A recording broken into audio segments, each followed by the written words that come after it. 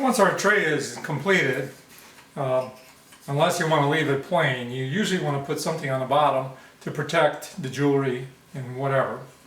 So you have several choices. One, you could use felt. You know, the felt that I use has a sticky back, so it's fairly easy to use. Once it's cut out, you peel it, put it in there, and it comes in all different kinds of colors. This is black, red. I like red. And then I bought this pack. It has brown, white, and black and gray. So it's relatively inexpensive. The second option you can do, which is the one I like to use once in a while, is to use mat board. Now, these are samples, but you can see that there's a different texture on this mat board that seems pretty nice. And for this particular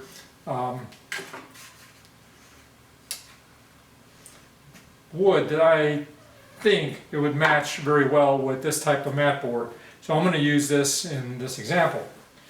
Alternatively, for very, very interesting boxes, you could use wood, thin wood. So I would think that if you have contrasting woods, it would look really good. So you know, there's some ipe over here, and this is some wenge, this is some purple heart, this is maple, so hickory, butternut. I got all kinds of different woods over here, and if you cut them and use them as the bottoms for the trays, I think it would look pretty interesting, especially if you varied them. You could almost make it look like a checkerboard with dark, light, dark, light, dark, light. So, you know, it's up to you what you want to do and what you want to put on the bottom of these trays. But for this example, I'm going to use mat board. Now, mat board is fairly inexpensive. You can buy huge sheets of it, and it cuts readily. And it doesn't really require taping if you do this right. So the bottom doesn't matter. We're going to cut from the top. You might get a little scorching on the bottom. I don't really care because that's going to be glued down on inside the tray anyway, so nobody's going to see it. So let's go ahead and do our tray felt quote cuts and put it together and see what happens.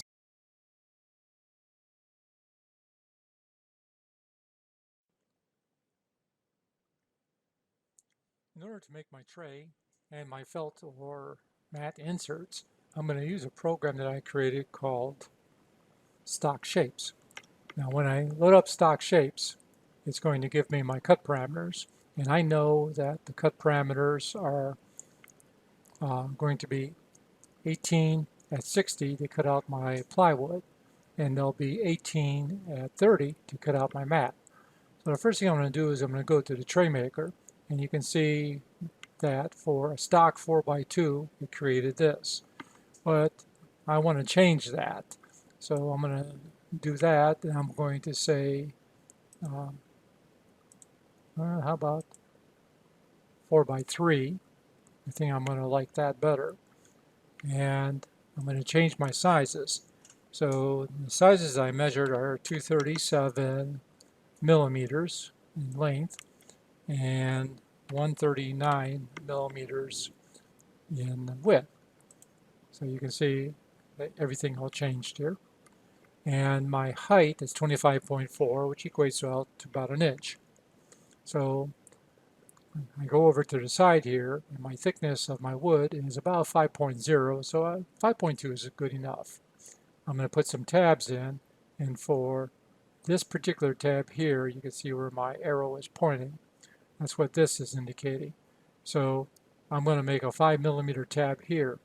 On the bottom, where these insert in, I'm going to make that 10. So you can see that if I increase that, you'll see that increase. And if I increase that, that becomes a problem. That's why I'm still not finished with this program. So this is still in beta. Okay, so we got everything that we need over here. So all I need to do is take this and go back to here and select my output file of what I'm going to do.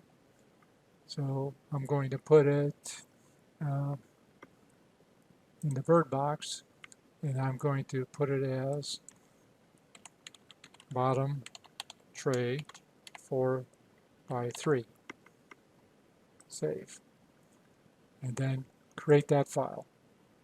So right now it's creating the file. Hopefully it's creating a file. There it goes. And you see the file created message. So all of this is now done. So now the next thing I need to do is change my power down to 30, go back to the tray, and this time tell it I'm going to do felt inserts. And you notice now the pattern that it produces is for the inserts. So now I can do setup and select my output file again. But this time, instead of 4x3, I'm going to do 4x3 felt. Okay, once that is done, you can go ahead and create my file. So now what I've got is I've got both the tray to cut out and I've got the felt, and that took me like, what, a few minutes to do? So the main thing is you got to do the measurements, maybe drop your measurements a millimeter on each side so the box fits into, the tray fits into the box very nicely. So let's go ahead and do our cuts.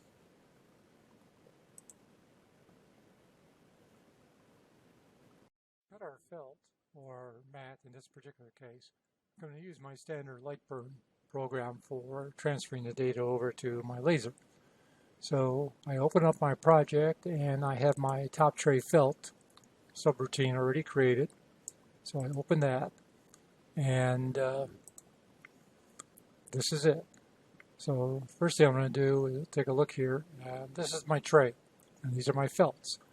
So because my mat isn't the full width of this, I'm only going to select the top ones to cut first.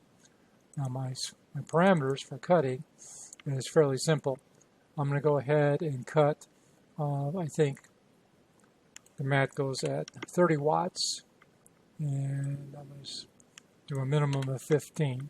And I'm going to do a little bit of an offset outwards so that I have a tighter fit inside the box. So I think, well, maybe a little bit more.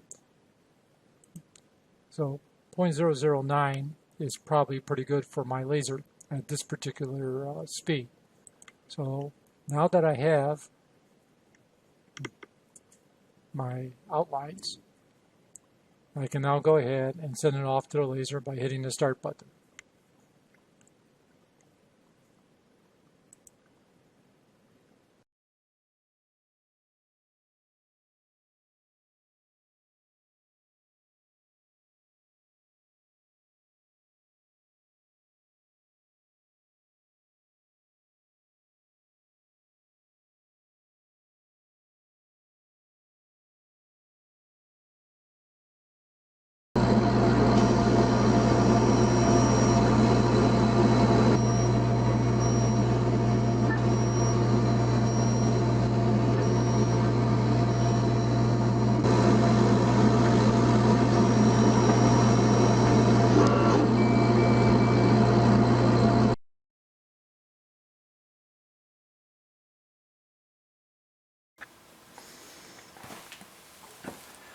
Okay, now that we got it all cut out on the laser, I already went ahead and cleaned it.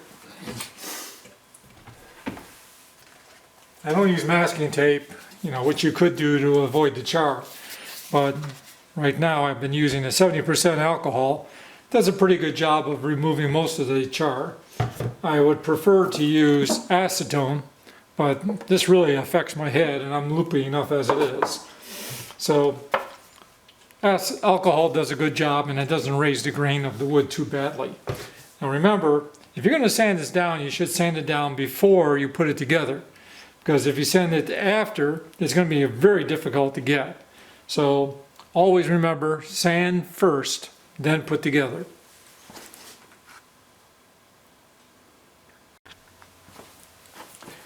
Okay, I forgot to sand, so I had to shut it off, do a quick sanding on it, and now I'm ready to commence. I've been using Type Bond 2 or 3, whichever one you prefer, and it's pretty good, but I changed the tip out to a very thin tip. This makes it easier to put the wood and put the glue where I want it. So when I start, and I'm going to accelerate this through the whole thing, but when I start, I make sure I get some glue in here, and then I will just put a dab of glue on each tab, just like that, and then put it in place. At this point, I'm not worried about anything else. So I'm just going to do all 4 sections, and then we can get back to the rest of the video.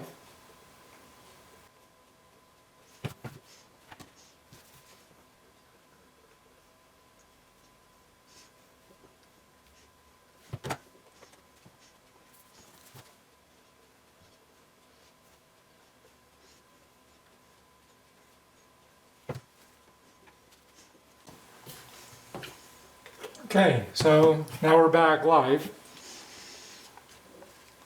and you want to be able to clamp it or something to make sure everything is stable before you proceed on. And you also don't want to wait too long to get rid of all this glue. If you have any glue left over, it's going to be a real pain in the butt to get out.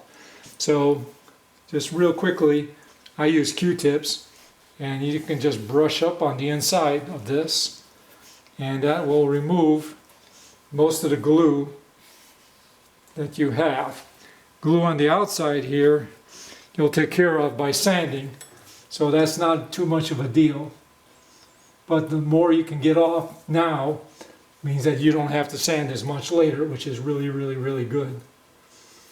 Now, a lot of people like to use a wet rag or something to do this, and it's your choice, you know. But just make sure that everything fits and that you're not losing it too much. Okay, now I'm just going to let that go ahead and dry up for about an hour or so.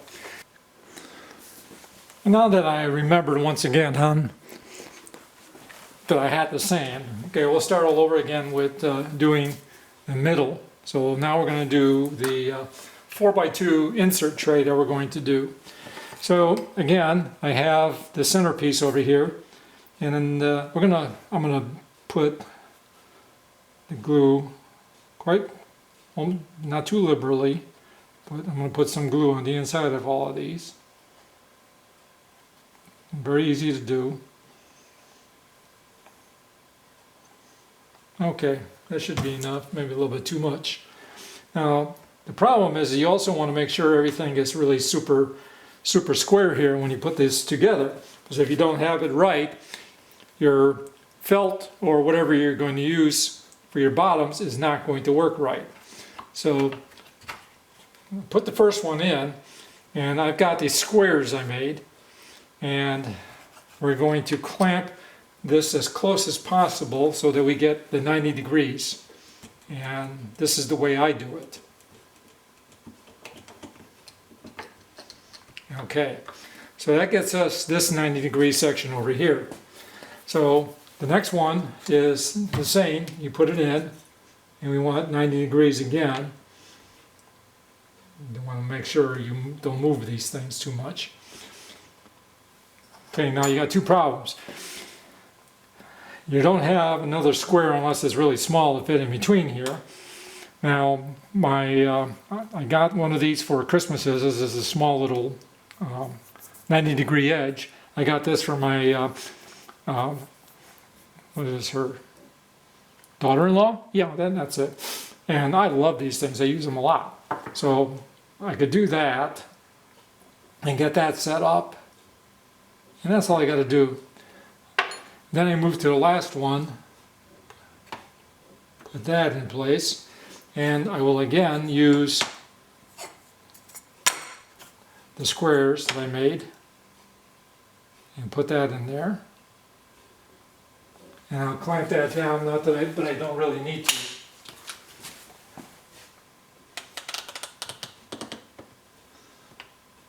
Now, for all practical purposes, everything should be good. Now, I have this other piece of wood that I can double check, and I'll just make sure that that's square. Now, if it's a little bit off, it's no big deal. I mean, it'll work out okay. but the idea is you want to get these as square as possible before you let it glue finish up. So we're done. Once this dries up, I just put a little strip of glue on this side, flip it in, put it in here, and I'm done. And then we do the felt, voila. All right, so that's the end of this. I hope you enjoyed how we made this, and we'll proceed on to finish up this different tray. The cut seemed pretty good, and I've got my inserts over here. So let's see what we can do over here. These are pretty tight, but they fit well. See? Look at that. Now normally I would be gluing these, but I'm not. I didn't put my varnish or shellac on here yet. So we'll just put these in there to see how it's going to look. Oh, that fits. This one's a little tighter than that. No, that one fits okay. If you don't get the things square when you put them in, it might be a little bit harder, but there you go. And it looks pretty good, doesn't it? Yep. So I think we're all ready to go. Now, of course, you have any color you want to. You know, I think I showed you the white, but I figured since the wood is going to be natural, then the black would look a little bit better down there. If you had red matting or red felt, would look good too. So that's one way to deal with these tray inserts.